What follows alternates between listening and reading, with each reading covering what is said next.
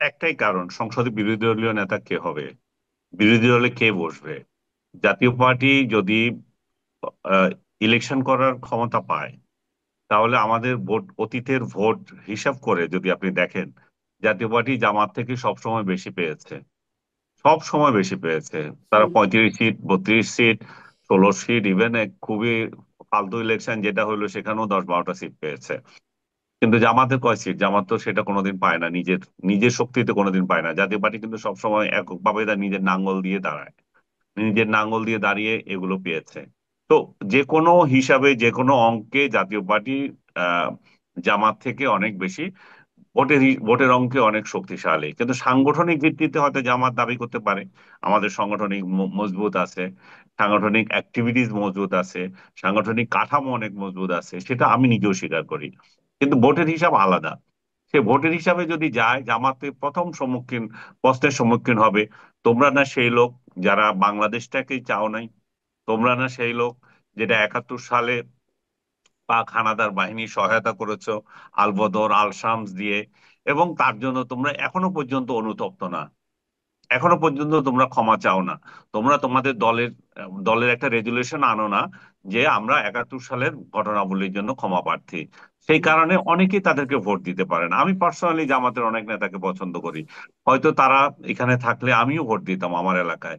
কিন্তু তারা তো বেসিক জায়গায় নাই। যতদিন তারা বেসিক জায়গায় আসবে না, তখন জনমানুষের ভোট পাবে না। আমার মতো যারা ভালো প্রার্থী দেখে ভোট দেব, যারা দলের কোনো গোলাম দেখে আমার কোনো বিষয় না, তারা কিন্তু তাদেরকে ভোট দেবে না। তো তারা এই জায়গায় মার খেয়ে যাচ্ছে।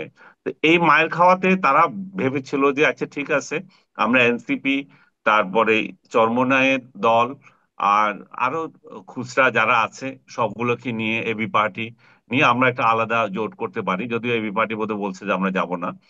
তো সব যদি জোট করে, তাহলে তাদের হয়তো কিছু ভোটের, মানে একটা আওয়াজ তোলার সম্ভাবনা আছে। ভোট কতটুকু পাবে সেটা না, একটা আওয়াজ হবে।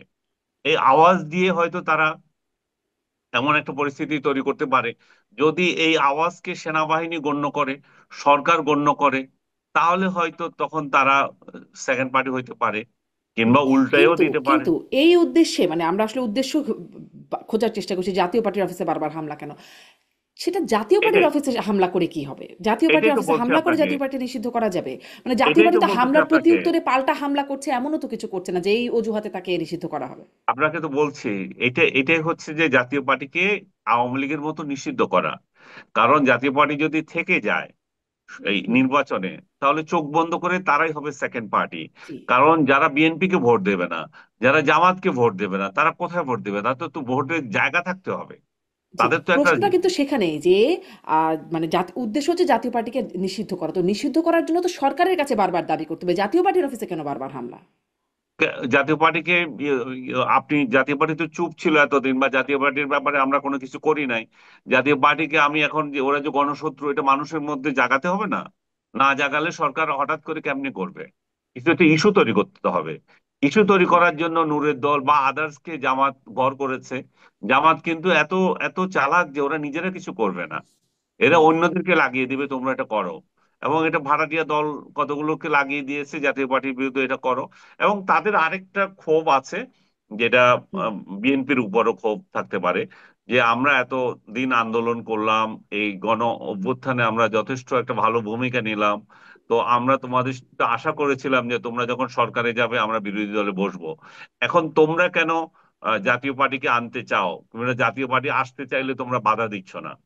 কারণ জাতীয় পার্টির ব্যাপারে আপনি খেয়াল করে দেখবেন, বিএনপি এ পর্যন্ত কিন্তু এটা নিন্দা করেছে। এবং হুম। বিএনপি এই তিন পার্টি যখন একদিন মিটিং করলো, বিএনপি, জামাত এবং এনসিপি, সেই সময় যখন এই দুইটা দল এনসিপি এবং জামাত জাতীয় পার্টিকে নিষিদ্ধের কথা বলেছিল, বিএনপি কিন্তু বলে নাই।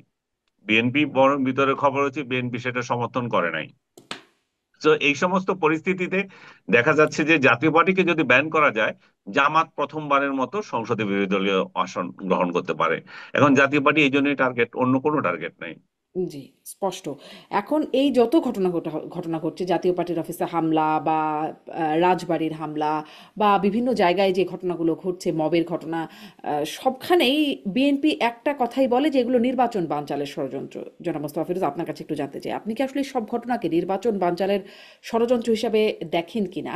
এই মবগুলোকে আবার প্রধান নির্বাচন কমিশনের সম্প্রতি বলেছেন যে নির্বাচনে মব ৩০০ আসনে ভাগ হয়ে যাবে, ফলে মব খুব সুবিধা করতে পারবে না। এই সাথে সাথে এই বিশ্লেষণটা আপনার কাছে জানতে চাই, কি এটা কি ঐকিক নিয়মে হবে যে একটি জায়গায় এত মব হলে সেটি ৩০০ আসনে গেলে সেটি ভাগ হয়ে কত মব হবে, এরকম একটা অঙ্কে দাঁড়িয়ে যাবে কি নির্বাচনের সময়, জনাব মোস্তফা ফিরোজ?